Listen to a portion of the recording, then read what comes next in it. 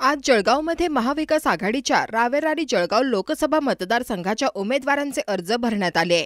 यावेळी महाविकास आघाडीच्या वतीने जोरदार शक्ती प्रदर्शन करण्यात आले व शेवटी जाहीर सभा घेण्यात आली।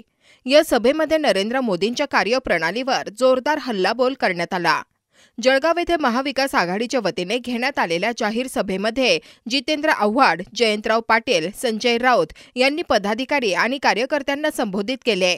यावेळी एकनाथ शिंदे, देवेंद्र फडणवीस, अजित पवार आणि पंतप्रधान नरेंद्र मोदी यांच्यावर जोरदार हल्लाबोल केला। या दोन्ही पक्षाच्या भाडखाऊनी का फोडले?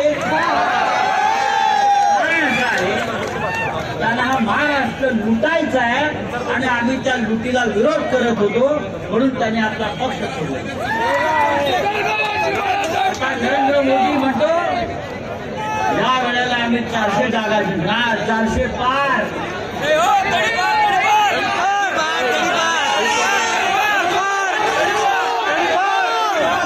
उद्धव ठाकरे साहेबांनी सांगितलंय, अरे 400 पार काय, यावेळेला भाजपा तरी जळगावच्या आणि रावेरच्या जनतेलाही तडीपारीची नोटीस इकडल्या गटांना दिली पाहिजे, इकडल्या उमेदवारांना दिली पाहिजे। 405 अरे तुझ्या बापाची लोकशाही आहे का?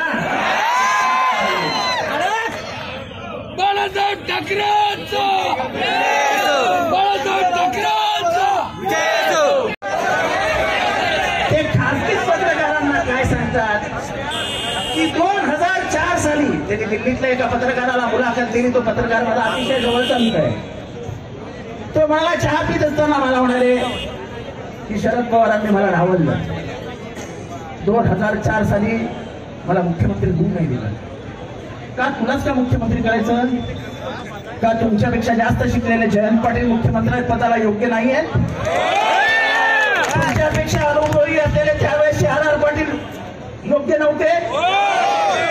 मग तुम्हाला देऊन शरद पवार घराणेशाही चालवतात, लोकशाही मानत नाही, हे महाराष्ट्राला एक उदाहरण घालून द्यायचं होतं का? नाही। आमच्या सारख्या सर्वसामान्य मागासवर्गीयांच्या पोरांना इथपर्यंत आणण्याचं काम हे शरद पवार। तुम्ही यांचा नियोजन खात्याचा अर्थसंकल्प मागच्या 15 वर्षाचा तपासून बघा।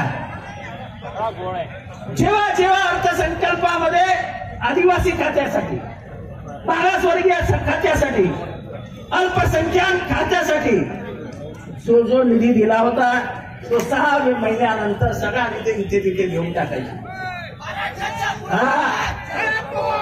हा प्रचंड जातीयवादी आणि मनुवाद्यांना साथ देणारा माणूस होता, हे पहिल्यापासून मी सांगत होतो। गावीत येत ना, गावीत इथे एक आदिवासी मतदारसंघ आहे चोपडा, मला त्या आदिवासींना निरोप द्यायचा आहे की आदिवासींचा निधी हटवण्यात तर अजित पवारांचा कोणी हातच दाखवू शकत।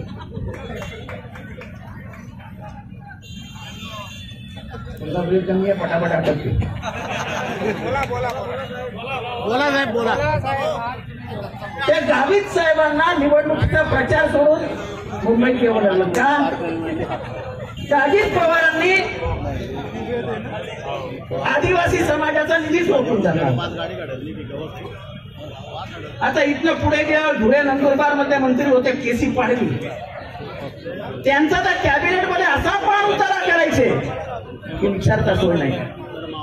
आणि तुम्ही पाहत आहात विस्टा न्यूज मराठी।